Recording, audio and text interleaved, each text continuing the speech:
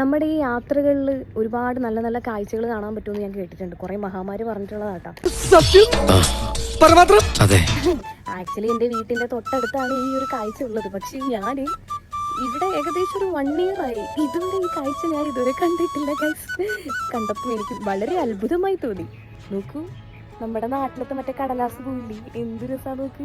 എൻ്റെ നാട്ടിൽ ഇതിനെ കടലാസ് പൂവെന്നാ പറയുന്നത്. അയ്യോ, ഇത് ഈ അറബി വീട്ടിന്റെ ഫ്രണ്ടിൽ മൊത്തം ഉണ്ട് കേട്ടോ. നല്ല അടിപൊളിയായിട്ട് അവർ ചെയ്തിട്ടുണ്ട്. നല്ല രസമുണ്ട് നോക്ക്. ഇവിടെ അടുത്തെങ്ങാണോ വല്ല പൂക്കൾ ഇടുന്നുണ്ടെങ്കിൽ പൂ തീരുമ്പോൾ ഇങ്ങോട്ട് വന്നാൽ മതി. ഒരുപാട് പൂക്കളുണ്ട്. അറബിയുടെ തല്ല് കിട്ടിയില്ലെങ്കിൽ ഇതൊക്കെ പറിച്ചോണ്ട് പോയിടാം. തൊട്ടടുത്താണ് എൻ്റെ വീട്. ഞാൻ ഇന്നേ വരെ ഈ സാധനം കണ്ടിട്ടില്ല.